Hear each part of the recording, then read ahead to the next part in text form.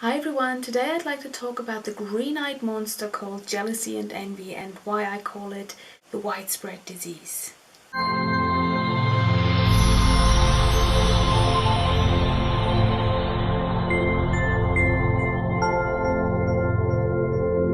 sure all of us at some point have, or maybe are at the moment, have dealt with jealousy. That jealousy has come up and envy. Jealousy, not in terms of being suspicious that your partner might be cheating on you or is giving attention to someone else, but jealousy as in envy, as in being envious, jealous that someone has something which we want as well and which hasn't come yet, maybe. So it's about the sharp pain which I'm sure most of us at some point have experienced in the heart once we were triggered seeing someone in our environment, be it friends or acquaintances, maybe even family members, who have acquired something, who have just gotten something, and who have experienced something, gone somewhere, established something that we have wished for as well, and that we somehow just can't feel too happy about because they got it and we haven't. And especially in times like these where we have social media and everyone's rubbing their photos in each other's faces, not in a bad way. I mean, if you're happy and if you want to share, of course there's nothing wrong with that, but lots of times people are being triggered by what they see in the social media. So it's probably easier today than ever before to feel triggered, to be jealous, to be envious of other people. And I think what we need to understand is that this person and whatever they have aside, it's really more about us.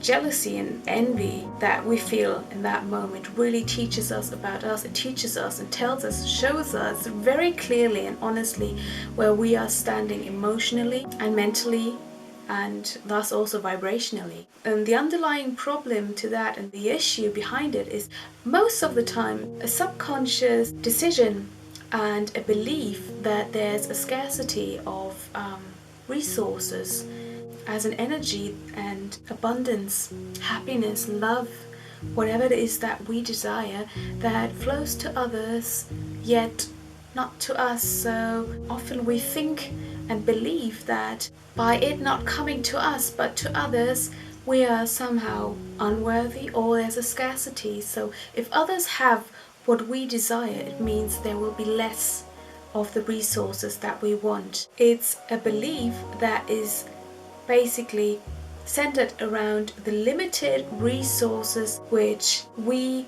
don't seem to have access to, and by others achieving their goals, we subconsciously believe, assume and think and feel that it won't happen to us because they already have it and we don't. So that's often an underlying issue that we have. It's the limited belief of scarcity of resources, which I really want all of us to get rid of and to transform, because it's really not true.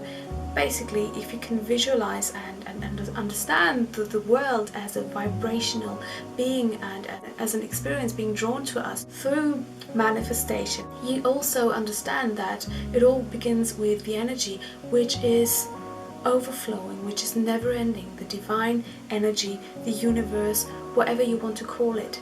It's always there, it always has been there, and it will never end, it will never disappear. It's more about us allowing it in or blocking it, and most of us are blocking the energy from really coming through to us through our beliefs, our emotions, and the way that we were conditioned to think and feel and go through life and look at things. And this is why we need to take the opportunity, once we feel jealousy and envy arise in our hearts and we feel this annoying stitching sensation in our hearts, to really see what's actually going on behind the scenes. It's not really about the person at that moment. Most of the times it's not. I will talk about it in a minute. Most of the time it's really a sort of update, a really honest look inside, a feedback from our soul to show us, look, this is where you have blockages. This is where you have limited yourself and stopped allowing these energies from flowing through to you. So it's not just the belief of scarcity of resources, but also a belief that somehow we are unworthy, of an underlying unworthiness. Also, most of the times it's subconscious. Sometimes the reason behind that could be, for instance, the inner child that needs to be looked at, that needs to be worked on, wounds from maybe from childhood or other times in our lives. And often what also plays an important role is the karmic issue that also comes into play here. So karmic wounds can be inflamed as well as wounds from our recent past or from our childhood, or maybe we have just adapted certain beliefs and patterns from our parents, from our surroundings, from society. So this is something that we all need to look at, that we need to give our attention to and transform. The problem here is that when we see others having something, achieving something that we wish for, that we secretly wish for, maybe that we have never actually visualized or consciously felt that we wanted it, and once we see it with others in their lives, we realize this is something I wanted all along. So that's also a good update. But the problem here is that we are comparing. We are comparing our current physical reality, our current state, which lacks this and that experience, this and that, whatever material thing it is, or a lover, or money, whatever. And we see it in others. Our comparison of them having that and us not having that, and then focusing on our lack of having this very thing in our life, is basically where all the trouble starts. Because we are focusing on the problem, we are putting way too much energy into what we have right in this moment, instead of really understanding what's really the cause of all this. As we said earlier, wounds, the inner child, karmic issues, and also bear in mind that there might be troubles and issues and problems that you have with a certain person. It's not really about what they're having, but maybe a problem which you still have, which you still haven't resolved with that person, that where you feel there's still a bad connection. So whatever good is happening in their life, it just doesn't make you happy. It makes you miserable because it's happening to them, because you have an issue with them. So also take that into consideration. Do you have a problem with that certain person? Is there something that you need to resolve? Is there hidden anger which you need to resolve? Is there something you have to say to them? Something you need to get off your chest? So maybe make a list and tick off whatever you think is happening in that moment. Assess everything and find a way to transform it. Most important thing I find is tossing away these old, limited, negative beliefs of scarcity, resources, and of focusing what we don't have now. You know this saying, where attention goes, energy flows. So if all of our attention goes to what we don't have, to the lack of this and that, you are thereby emphasizing the problem, and you're making it bigger, and you're feeding it energetically, thus manifesting more of it, manifesting what you are actually assuming, that this is not going to happen to me. So this is what the universe will bring you more of. Try and understand what's going on here, and be really aware of where you're investing your precious mental and emotional energy, and what sort of vibration you're giving off. What you're giving out, what's becoming a chronic thought, will come back to us. So let's not focus on the lack of our reality now, but focus on your goals. Visualize. Take up daydreaming, even if you're on the tube.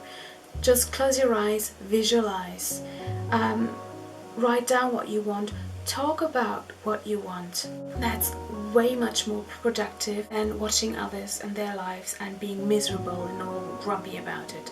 So this is something I want you to become more aware of and start changing. And also take the time and heal the wounds that you still have, the wounds that are inflamed once you are triggered.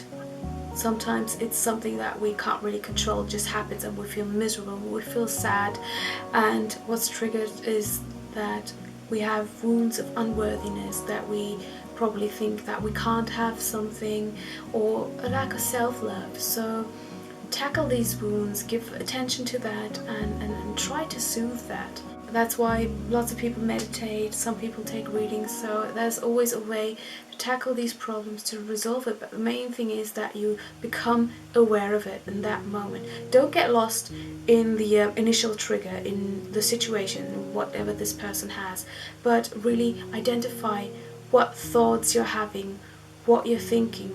Do you believe that you can't have it?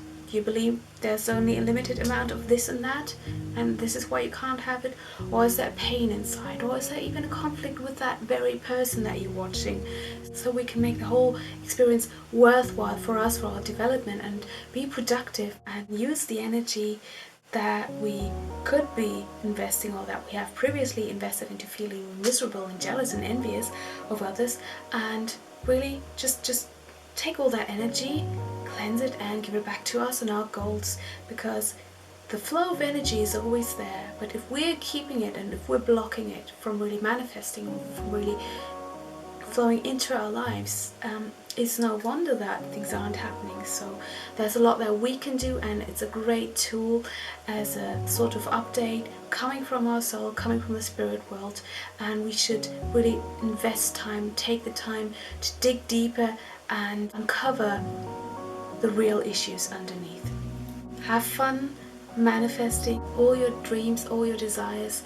I know you will reach them and overcome this annoying disease called jealousy, and tell the annoying green-eyed monster to leave you once and for all. Focus on the good, focus on what you want. Thanks for watching, and I'll speak to you next time. Bye!